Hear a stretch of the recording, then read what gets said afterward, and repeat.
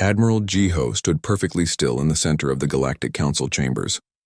The massive room stretched above him like a cathedral, filled with representatives from 40 different species. Each one stared down at him from their elevated platforms. The message was clear. Humanity stood alone at the bottom and everyone else looked down on them. Overlord Threnix leaned forward from his throne. His scales caught the light as he moved. The Vorlax leader had ruled his empire for 300 years. He smiled, showing rows of sharp teeth. "Human," Threnix said. His voice echoed through the chamber. "Your time for games has ended. We have given you every chance to cooperate. You have refused each time." Jiho said nothing. His hands stayed clasped behind his back. His face showed no emotion. Beside him, Hana shifted her weight. The diplomat had spent weeks trying to negotiate with the Council. Every attempt had failed. "Earth will surrender control of its outer colonies," Threnix continued. "You will submit to protective supervision. You will share your faster-than-light technology with the Council. These terms are final." Hana stepped forward. "Overlord Threnix, with respect, humanity has committed no crimes. We have honored every treaty. We have shared our culture, our science, our medicine. Why do you threaten us?" A laugh boomed from the right side of the chamber. Commander Vortal of the Kreshtar Dominion stood up. His armored body was built for war. Scars covered his face and arms. "You ask why?" He laughed again. "Because you are children playing with weapons you do not understand. We have been traveling the stars for 200 years, Hana said. Her voice stayed calm, but Jiho could hear the strain in it. "We have earned our place here." 200 years. Threnix slammed his hand on the armrest. "The Vorlax Empire has existed for 50,000 years. The Kreshtar have conquered systems since before your species learned to make fire. You appeared in our galaxy yesterday. You stumbled onto FTL technology like an infant finding a knife, and now you refuse to share it? You refuse to accept guidance from those who have ruled the stars for millennia?" "We refuse to be conquered," Jiho said quietly. His first words since entering the chamber. The room went silent. Every eye turned to him. Vortal walked down from his platform. His heavy boots clanged against the metal floor. He stopped 3 meters from Jiho. Even standing, the Kreshtar commander towered over the human admiral. "Conquered?" Vortal's voice was soft now. "Dangerous. Human, you misunderstand. This is not conquest. This is mercy. We are offering you protection. The galaxy is not kind to weak species who wander alone." "We are not weak," Jiho said. Vortal laughed. "You have 200 ships. Maybe 300 if you count your cargo vessels. The Kreshtar Dominion alone commands 6,000 warships. The Vorlax Empire has 4,000 more.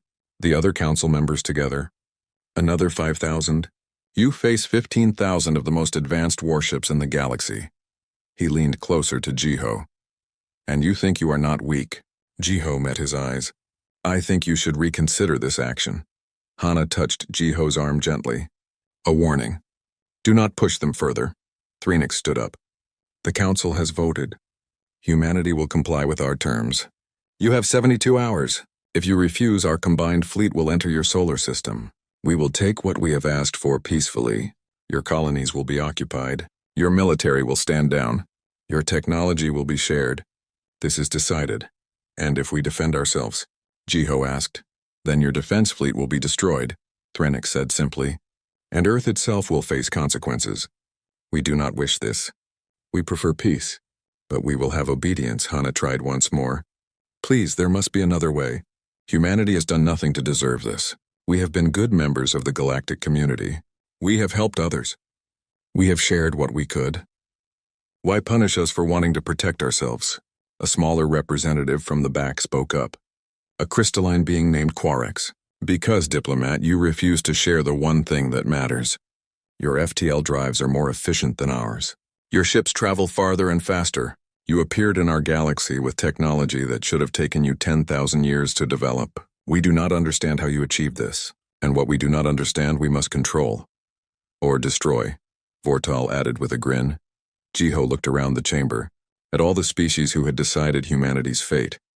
They saw humans as children, as primitives who got lucky, as a threat that needed to be managed.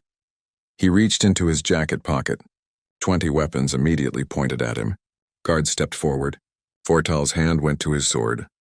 Jiho slowly pulled out a small communication device. May I send a message to my government? To inform them of your decision? Threnix waved his hand. Of course. Tell them to prepare for our arrival. Tell them resistance is foolish. Tell them we offer one chance for peace. Jiho activated the device. He spoke 2 words in Korean. Protocol grandfather. A voice responded immediately. Confirmed. Beginning activation sequence. Jiho put the device away. He looked up at Threnix. I have delivered your message. My government has responded. I am instructed to give you a final warning. A warning? Vortal laughed. The child threatens the adult? Not a threat, Jiho said. A plea. Turn your fleet around. Do not come to Earth, do not force our hand. You do not understand what you are doing. Threnix's eyes narrowed. Is that fear in your voice, Admiral? Good. Fear will make your surrender easier. It is not fear, Jiho said quietly. It is regret. Humanity did not want this. We hoped to keep our secret for another century. Maybe 2. We needed more time to understand. More time to prepare. You are forcing us to reveal something we wanted to keep hidden. What secret? Quarex asked. What are you hiding? Jiho looked at the crystalline being. For a moment something flickered in the Admiral's eyes. Something old. Something sad, you will see, he said. In 3 days, when your fleet reaches Mars, you will understand why we wanted more time. You will understand why we stayed quiet. You will understand what humanity truly is. Vortal grabbed Jiho by the collar. Speak clearly, human. Let him go, Hana said sharply. Guards pulled Vortal back. The Kreshtar commander glared at Jiho. Your tricks will not save you. No tricks, Jiho said. He straightened his collar. You have made your choice. We tried to warn you. What happens next is not our fault. Threnix stood. This council is adjourned. Admiral Jiho, you and your diplomat will return to Earth. Deliver our terms. In 72 hours our fleet arrives. Prepare your people for occupation. Jiho and Hana walked toward the exit. The council members watched them go. Most looked satisfied. Some looked eager for the coming conquest. None looked worried. At the door, Jiho stopped. He turned back one last time. You should have asked us about our history, he said. You should have asked us where we really came from. You assumed we were new to the stars. You were wrong. He left before anyone could respond. In the chamber, the council members looked at each other. Quarex spoke first. What did he mean by that? Threnix waved dismissively. Desperate words. Humans are masters of bluffing. They hope to frighten us into backing down. It will not work, Vortal grinned. In 3 days we will break their spirit, and then we will take everything they have. The council agreed. The fleet would leave within hours. In 3 days humanity would kneel. None of them knew that humanity had been waiting for this moment. Preparing for it. Dreading it. Deep beneath Earth's Pacific Ocean, ancient machines began to wake up. President Yuna stood in the command center deep beneath Seoul. Around her, dozens of screens showed the approaching council fleet. 15,000 warships moving in formation toward Earth. They would arrive in less than 48 hours now. They really came, Taman said quietly. The chief of historical military assets stood beside her, his old hands gripping the edge of the console. I hoped they would see reason. They saw us as children, Yuna replied. Children do not get to choose their fate. Admiral Jiho entered the command center. He looked tired. The meeting at the council had drained him. Hana followed close behind. Did you deliver the message? Yuna asked. Yes, Madam President. Protocol grandfather is active. Yuna nodded slowly. She looked at the screens again. 200 years. We hid the truth for 200 years. I hoped we would have more time. Time for what? Hana asked. She had not been told everything. Few people had. What is Protocol grandfather? Yuna turned to her. Come with me. Both of you. It is time you understood what humanity has been protecting. They took an elevator down past the government levels, past the military bunkers, past the emergency shelters. The elevator kept going. 5 minutes of descent, then 10. Hana's ears popped from the pressure change. Where are we going? She asked. To meet our ancestors, Taman said. The elevator stopped. The doors opened onto a cavern so vast that Hana could not see the far wall. Lights stretched into the distance like stars.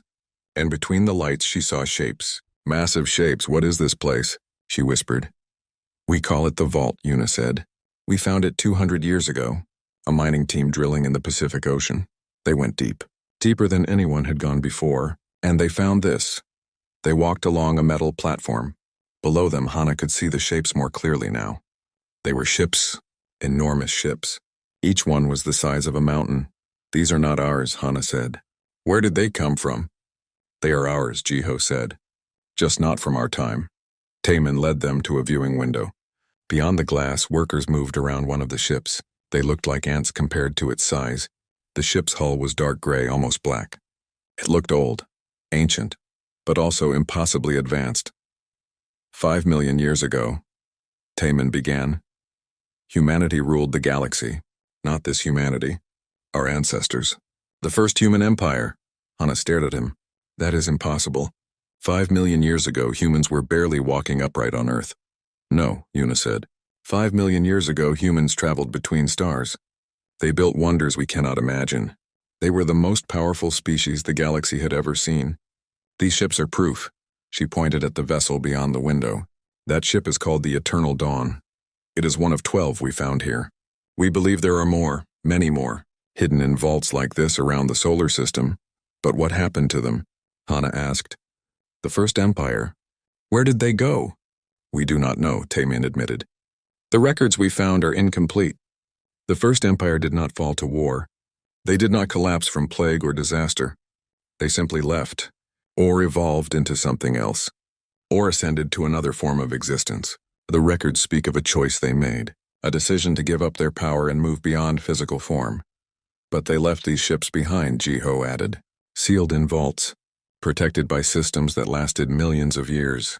They left them for us, their children, the new humanity that would one day rise again. Hana leaned against the window. Her mind struggled to accept this. You have known about this for 200 years? Why keep it secret? Because we were not ready, Yuna said. These ships are not just weapons. They are godlike in their power. The First Empire built them at the height of their civilization. They use technologies we still do not fully understand. If we had revealed them too soon, what do you think would have happened? Hana closed her eyes. War. Every species would want them, or want to destroy them. Yes, Yuna said. So we hid them. We studied them in secret. We learned what we could. We spent 200 years trying to understand what our ancestors left for us, and we hoped we would never need to use them. A woman in a work suit approached. Sora was the lead engineer for the vault. She had spent 20 years of her life working on these ancient ships. Madam President, Sora said, the activation sequence is complete. The Eternal Dawn is ready. So are the other 11 ships. We can launch whenever you give the order. Yuna looked at the ship. How many crew members does it need? Each ship needs about 30 people to operate, Sora replied. The First Empire built them with incredible automation. Most systems run themselves. Our people are really just there to make decisions and oversee operations. And the weapons? Sora hesitated. Madam President, we have only unlocked basic defensive systems. The offensive capabilities are still encrypted. We have been trying to break those codes for decades. We believe the First Empire did not want their weapons used casually. Can we defend Earth without them? Jiho asked. The shields alone could protect our entire solar system, Sora said. One ship could shield all of Earth, the Council fleet would not be able to touch us. But they would keep trying, Taemin said. They would call for reinforcements. Eventually, they would bring enough firepower to crack even these shields. And then what? No, if we reveal these ships, we must do more than hide behind them. We must make a statement. Yuna turned to him. What kind of statement? The kind that ensures no one threatens humanity ever again, Taemin said. His voice was hard. These ships were built to dominate the galaxy. The First Empire used them to keep peace, to protect the weak, to stop conflicts before they began. We can do the same. Without killing anyone, Hana said quickly. Please tell me we can do this without killing anyone. Sora nodded. The defensive systems alone are incredibly powerful. We can disable their ships, shut down their weapons, make their fleet helpless without harming a single living being. The First Empire was not cruel. They were just unstoppable. Yuna made her decision. Begin the launch sequence. Bring all 12 ships online. Choose your best crews. In 48 hours, the Council fleet will arrive. We will meet them. What if they surrender when they see the ships? Hana asked. They will not, Jiho said. They will attack first. They are too proud to back down without seeing proof of our power. We must be ready to demonstrate what these ships can do. Sora bowed and walked away quickly. Alarms began sounding throughout the vault. Workers rushed to their stations. The massive bay doors at the far end of the cavern began to open. Ocean water rushed in, controlled by force fields that kept it away from the ships. The Eternal Dawn's lights came on. Running lights traced patterns along its hull. The ship was 50 kilometers long. It looked like a blade, beautiful and terrible. "I need to address the world," Yuna said. "They deserve to know what is coming." "What will you tell them?" Hana asked. "The truth," Yuna replied, "that humanity is older than we knew, that our ancestors left us a gift, that we hid it because we were not ready, and that now because the galaxy forces our hand we must reveal who we truly are." They returned to the command center. Yuna prepared her speech. Around the world, people looked up at the sky. They knew the Council fleet was coming. They knew war was imminent. Their small defense fleet of 200 ships waited near Mars. Everyone knew it was not enough. But deep in the Pacific Ocean, ancient machines came to life. Water drained from massive chambers. Ships that had slept for millions of years began to wake. Their reactors built power. Their systems ran diagnostics.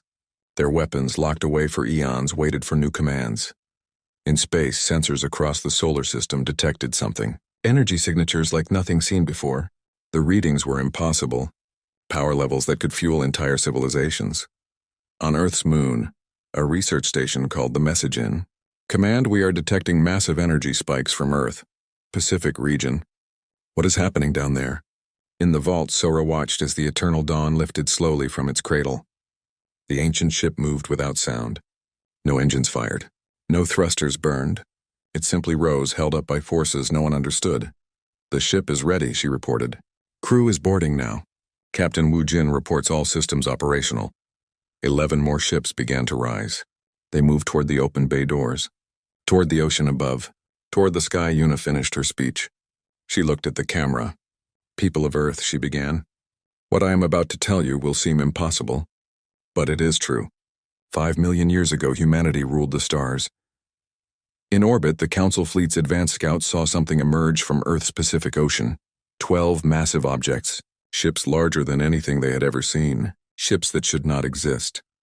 The lead scout sent an urgent message back to the main fleet. "Commander Vortal, you need to see this. Humanity's secret was secret no more." Commander Vortal stared at the display screen in disbelief. The 12 objects that emerged from Earth's ocean hung in high orbit now. His sensors could not make sense of them. Every scan came back with errors. The readings said the ships were solid matter. Then they said the ships were energy. Then they said the ships were not there at all. "This must be some kind of trick," he growled. "Humans are clever with illusions." His science officer, a thin creature with 4 arms, shook his head. "Commander, these are not illusions. They are real." My instruments detect massive gravitational distortions around each vessel. Whatever they are, they have incredible mass." Overlord Threnix appeared on the communication screen. The Vorlax leader looked troubled. "Vortal, what are those things?" "Unknown, Overlord. The humans have revealed something we did not expect." "Obviously," Threnix snapped. "Can you identify their weapon systems?" "No, sir. Our scans cannot penetrate their hulls. The material they are made from does not match anything in our databases. It absorbs our sensor beams completely." On the bridge of the Eternal Dawn, Captain Wu Jin watched the Council fleet slow its approach. They were being cautious now. Good. Fear was better than arrogance. "Mi-young, open a channel to the Council fleet," he ordered. The navigation officer worked her console. "Channel open, Captain." Wu Jin spoke in Old Galactic Standard. It was a language dead for 4 million years. Only historians remembered it. "Council fleet? This is the warship Eternal Dawn of the First Human Empire. You have entered our sovereign space with hostile intent. Stand down immediately." Silence filled the communication channel. Then Overlord Threnix's voice crackled through. "First Human Empire? What nonsense is this? Humans have existed in space for only 200 years. "You are incorrect," Wu Jin replied calmly. "Humanity has existed in space for 5 million years. We ruled this galaxy long before your species discovered fire. We left, we evolved. We moved beyond. But we are returning, and we find our home threatened by those who should know better." Vortal laughed harshly. "Lies, humans are primitives. We have records going back hundreds of thousands of years. No human empire existed." Mi-young looked at Wu Jin. "Captain, should I access the historical archives?"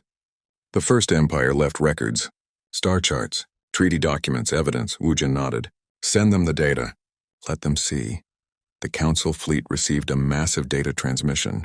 Their computers struggled to process it all. Star charts showing human colonies in every corner of the galaxy, dates that went back millions of years, images of cities on worlds that were now abandoned ruins, and treaties. Hundreds of treaties signed between the first human empire and the ancestors of every Council species. On his flagship, Threnix scrolled through the data. His hands trembled. Get me our historians now. 10 minutes later, a Vorlax historian appeared on screen. Her eyes were wide with shock. Overlord, this data is genuine. I have cross-referenced it with our oldest legends. The First Lords, the Founders, the Ancient Guardians. All the old stories speak of a powerful species that ruled the galaxy in the distant past. We thought they were myths, but the descriptions match humans perfectly. That is impossible, Threnix whispered. No, Overlord, it is truth. My ancestors met the First Empire. They learned from them. The First Empire gave us star travel. They gave us mathematics. They gave us the foundation of our civilization. And then they vanished. The records say they ascended. They left the physical universe behind. Quarex, the crystalline being, joined the conversation. My people have the same legends. The bright teachers who came from Terra. Terra, that is Earth's ancient name. They taught us. They protected us. And then they disappeared. Vortal refused to believe it. Even if this is true, even if humans once ruled the galaxy, that was 5 million years ago. These humans are not the same. They are descendants. Weaklings, are they? Quarex asked quietly. Look at those ships, Commander. Look at what they built, or what they inherited. Does it matter which? On the Eternal Dawn, Mi Young studied the ancient star charts. Captain, these maps show human settlements everywhere. Mars was a garden world. Venus had floating cities. Europa had research stations beneath the ice. And across the galaxy, thousands of human colonies. What happened to them all? The records are unclear, Wu Jin replied. But the evidence suggests our ancestors did not die. They chose to leave. They evolved into something beyond physical form. They became beings of pure energy, or they entered another dimension. The records call it the Ascension. And they left these ships for us? Yes, as a gift, and as a warning. They knew that one day new humans would rise. Modern humanity. Us.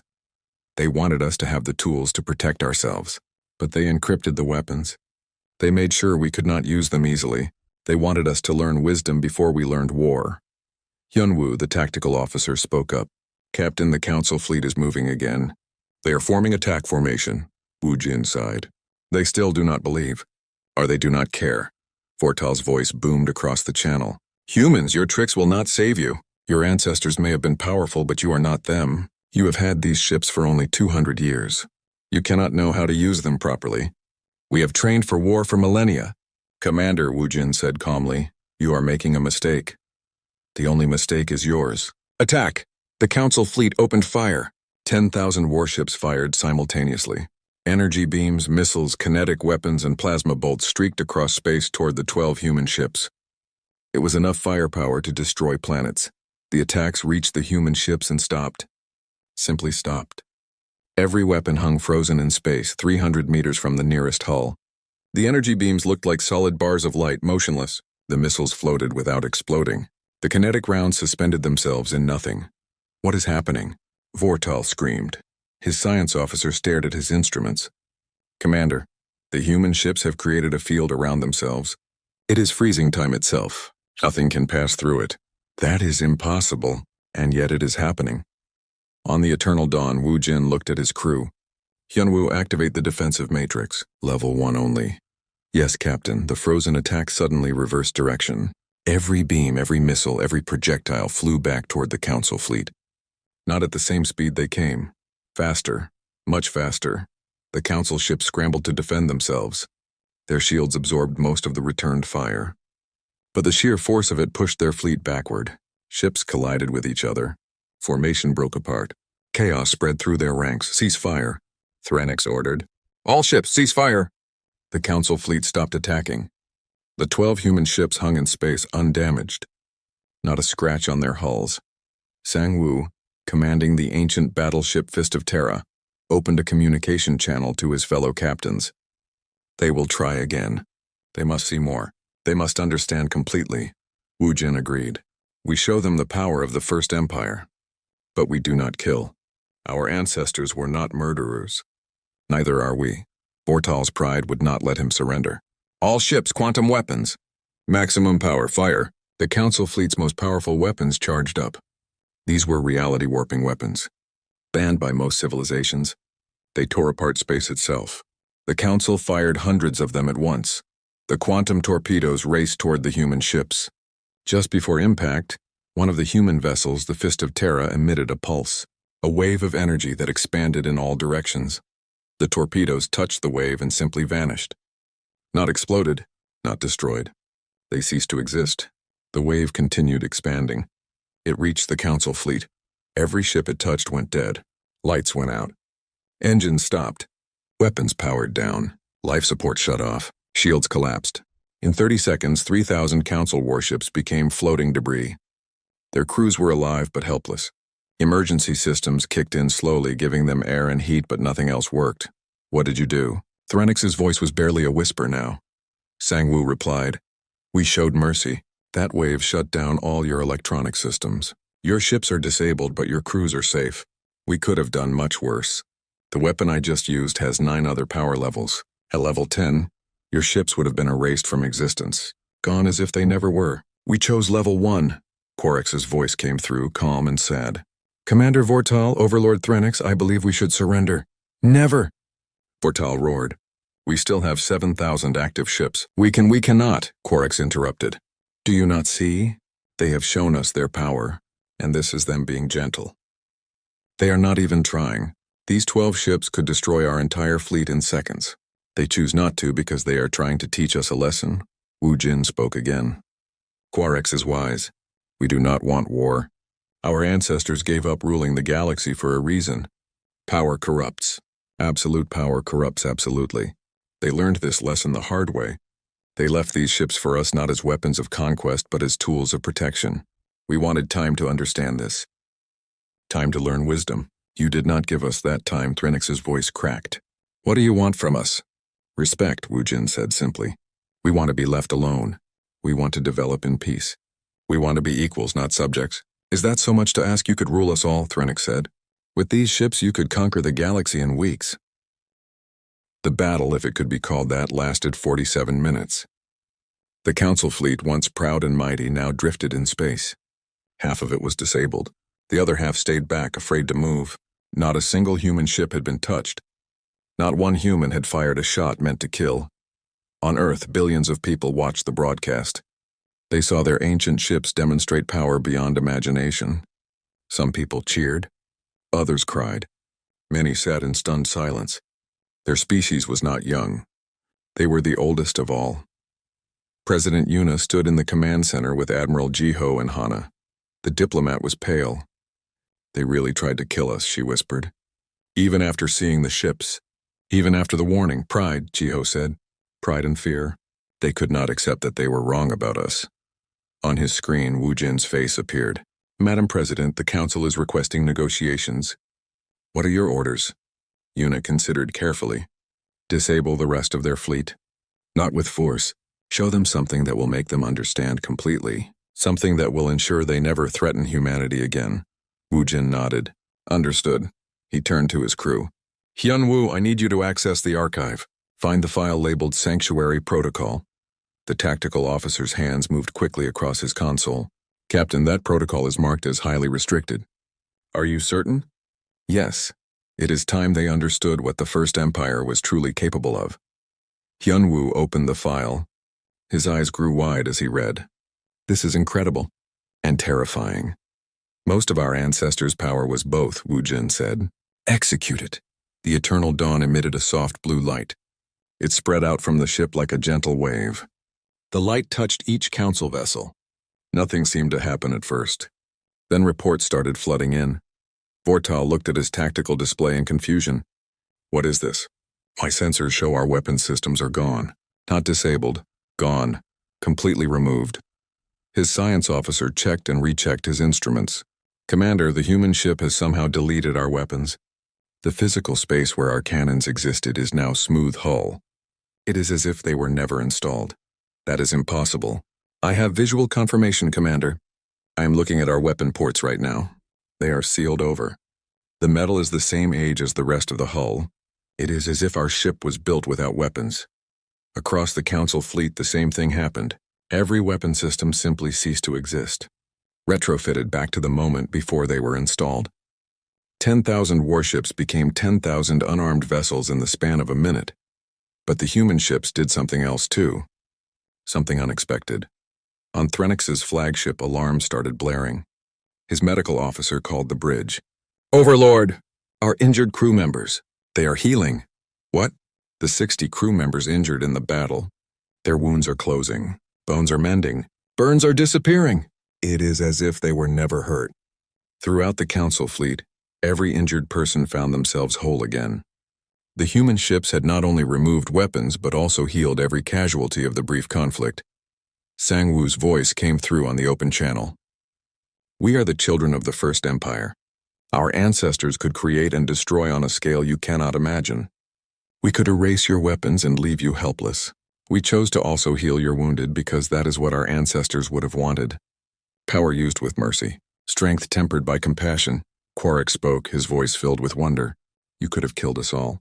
Instead, you save our injured. Why?" "Because that is who we choose to be," Woojin replied. "Our ancestors learned that ruling through fear creates only enemies. Ruling through respect creates allies. We do not want enemies. We want neighbors." Vortal sat in his command chair, his pride shattered. "What now? You have us helpless. Will you destroy us? Conquer us?" "No." Yuna's voice came through from Earth. "We will escort you home. All of you. Your ships are unarmed, but your engines still work. You can navigate. You can live. We will follow you back to your worlds to ensure you arrive safely." "Why would you do that?" Threnix asked. "Because it is the right thing to do," Yuna said. "You attacked us. You threatened us. But you are not evil. You are frightened.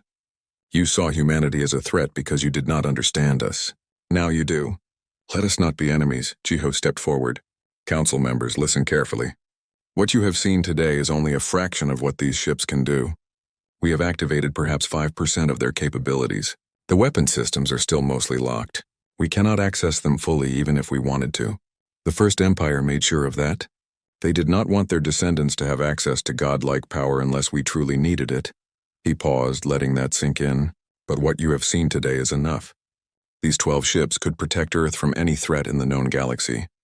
We have 144 more ships waiting in vaults across our solar system. Ships we have not even begun to restore. And our instruments suggest there may be more vaults on other worlds. Worlds the First Empire settled millions of years ago." The Council members absorbed this information in silence. "Humanity does not want war," Jiho continued. "We do not want to conquer. We have had these ships for 200 years. We could have revealed them at any time. We could have claimed the galaxy in our ancestors' name. We chose not to. We wanted to learn, to grow, to understand the responsibility that comes with this power." Hana stepped beside him. "The Council can choose how this ends. We can part as enemies with you fearing us and plotting revenge, or we can part with understanding, knowing that humanity seeks only peace and respect. Which do you choose?" There was a long silence. Then Quark spoke. "I choose understanding. The crystalline collective wishes to make peace with humanity. We apologize for our aggression. We ask for friendship instead." Other voices joined in. Smaller species who had been forced to join the Council fleet spoke up. They wanted peace. They had never wanted war, but Threnix and Vortal remained silent. Finally, the Vorlax overlord spoke. "You have humiliated us, stripped our weapons, shown us to be weak. How can we accept peace after this?" "Because the alternative is worse," Woojin said bluntly. "If you continue to threaten humanity, we will be forced to take stronger action. We do not want that, but we will protect our people. Would you prefer we erase your fleets from existence? We can do that. One of these ships could create a field that sends your entire fleet forward in time 10,000 years. You would emerge in the future. Everyone you know long dead, your empires turn to dust. Is that what you want?" "You would not dare," Vortal growled. Sang-Woo's ship moved. It created another sphere, this time around a small asteroid nearby. The asteroid vanished. 10 seconds later, it reappeared. But it was different, ancient, crumbling, aged by thousands of years in an instant. We dare, Sang-Woo said quietly, because we must. You need to understand that humanity is not bluffing. We are showing restraint, incredible restraint. Do not mistake our mercy for weakness. Threnix closed his eyes. When he opened them again, he looked older, tired. What do you want from us? Leave us alone, Yuna said. Let humanity develop in peace. Treat us as equals. Respect our sovereignty. In return, we will share our knowledge. We will help where we can. And if the galaxy faces a threat too great for any single species to handle, humanity will stand with you. These ships were built to protect. Let us use them for that purpose. And if we refuse, Fortal asked. Then the next time you threaten us, we will not be so gentle, Jiho said. His voice was hard. We have shown you mercy today. We have healed your wounded. We have spared your lives. Do not make us regret that choice, because the next time, we might decide that the galaxy is safer without the Vorlax Empire or the Kreshtar Dominion. The threat hung in the air, not empty, not a bluff. Everyone knew humanity could do it. Threnix made his decision. The Vorlax Empire accepts your terms. We will leave in peace. We will not threaten humanity again. Fortal took longer. His pride fought against survival. But eventually, he too surrendered. The Kreshtar Dominion agrees. We will respect humanity's sovereignty. Wujin nodded. Good. We will escort your fleets home. Once you are safe in your territories, we will return to Earth. This conflict is over. The 12 human ships spread out surrounding the Council fleet. They began the long journey back to Council space. It would take weeks. During that time, Council crew members would have plenty of time to think about what had happened. On Earth, Yuna addressed her people once more. Today, humanity revealed a secret we kept for 200 years. We are not a young species. We are the oldest. Our ancestors ruled the galaxy and chose to give up that rule. They left us these ships as protection, not conquest. Today, we use them as they intended. With power. With mercy. With wisdom, she paused. The galaxy knows the truth now. Some will fear us. Some will respect us. Some will want to be our friends. We cannot control how others react. We can only control who we choose to be. Let us choose to be worthy of our ancestors' legacy. Let us be the humanity they hoped we would become. Around the world, people looked up at the stars with new eyes. They were not alone. They were not weak. They carried the weight of 5 million years of history, and they would carry it with honor. In space, the ancient ships guided the Council fleet home. Silent, powerful, waiting. 3 weeks passed. The galaxy changed in that time. Every species looked at their history books with new eyes. Archaeologists rushed to ancient sites, searching for evidence of the first human empire. They found it everywhere. On the Vorlax homeworld, researchers discovered ruins beneath their oldest city. Human architecture, human writing, human technology. The legends were true. Humanity had been there millions of years ago. The Kreshtar Dominion found similar ruins on 6 of their colony worlds. Each site showed the same pattern. Humans had lived there once, taught the primitive Kreshtar, given them tools and knowledge, then vanished, leaving the Kreshtar to develop on their own. Every Council species discovered the same truth. The first empire had touched them all, guided them all, protected them all, and then let them go, allowing them to grow without interference. The Galactic Council chambers looked different now. The platforms had been rearranged. A new section was added at the center, elevated above all others. It sat empty, waiting. President Yuna stood before the Council. This time she was not at the bottom looking up. She stood at their level. Admiral Jiho and Hana flanked her. Behind them, the 12 captains of the ancient warships waited in dress uniforms. Overlord Threnix stood at his platform. He looked diminished somehow, smaller. President Yuna, he began. The Council has deliberated. We have examined the evidence. We have consulted our historians. We have verified the truth of humanity's claims. We acknowledge that we were wrong. He bowed his head. For a Vorlax, this was extraordinary.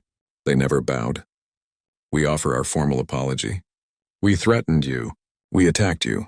We dismissed your warnings. You had every right to destroy us. Instead, you showed mercy. For this we are grateful.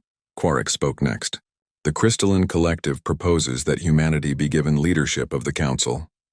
You are the oldest species, the most powerful, the most deserving. We offer you the throne. Murmurs of agreement spread through the chamber. Species after species voiced their support. They wanted humanity to rule, to lead, to protect them as the first empire once had. Una listened to them all. Then she raised her hand for silence. No, she said simply. The chamber erupted in surprise. Threnix looked confused. You refuse leadership? I do, Una replied. Our ancestors gave up ruling the galaxy for a reason. Power corrupts. They learned this truth the hard way. Over millions of years, they grew distant from other species. They began to see themselves as gods. They made decisions for everyone, believing they knew best. They were not evil, but they were not right either. She looked around the chamber at all the watching faces. The First Empire realized their mistake too late. They had created a galaxy dependent on them. Species that could not make decisions without human guidance. It was not healthy. It was not right. So they made a choice. They would ascend to a higher form of existence. They would leave the galaxy to develop without them. They hoped that in their absence all species would learn to stand on their own. Hana stepped forward. Humanity does not want to rule. We want to participate. We want to be equals. Yes, we have powerful ships. Yes, we carry an ancient legacy. But that does not make us better than you. It makes us responsible. Responsible to use our power wisely. Not to dominate, but to protect. Vortal, still struggling with his wounded pride, spoke up. Then what do you propose? You have the power. You have the right. If you do not lead, what will you do? Admiral Jiho answered. We will be guardians. Not rulers. Not masters, guardians. When threats emerge that no single species can handle, we will help. When conflicts threaten to destroy worlds, we will mediate. When the innocent need protection, we will provide it. But we will not make your laws. We will not dictate your choices. We will not interfere in your development. Wu Jin, standing in his dress uniform, added his voice. 10 of the ancient warships will patrol the galaxy. They will watch for dangers, pirates, warlords, extinction-level threats. They will respond when needed. The other 2 will remain at Earth protecting our home. This is our offer. Take it or leave it. Threnix considered this. And if we have disputes? If the Vorlax Empire and the Kreshtar Dominion come into conflict? Will you intervene? Only if you ask us to, Una said. And only if innocent lives are at stake. If you want to argue over territory or resources, that is your business. But if you want to wage war that will kill billions, we will stop you. Not by choosing sides, but by making war impossible. How? Vortal demanded. Sangwoo smiled grimly. Captain Wu Jin demonstrated during our battle. Our ships can disable yours without harming your crews. If 2 council species go to war, we will disarm both fleets. Neither will be able to fight. You will be forced to negotiate.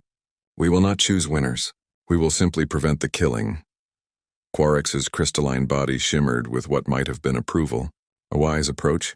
You give us freedom but prevent us from destroying ourselves. The First Empire would be proud. Maybe, Una said quietly. Or maybe they would say we should let species make their own mistakes. We do not know. We can only do what we think is right. Sora, the chief engineer, had accompanied the delegation. She now stepped forward with a data pad. Council members, we have another revelation. While studying the ancient ships, we discovered something. The First Empire did not just leave weapons. They left gifts. She activated a hologram. It showed a massive structure buried beneath Europa's ice. This is a medical facility. First Empire technology. It can cure almost any disease. Regrow limbs. Reverse aging. We found it 3 days ago. We believe there are more scattered across the galaxy. Another hologram appeared. This one showed a device of incredible complexity. This is an atmospheric processor. It can terraform a dead world into a living paradise in 50 years. The First Empire left 12 of them hidden in our solar system. More images, educational centers, power generators, agricultural systems, construction tools.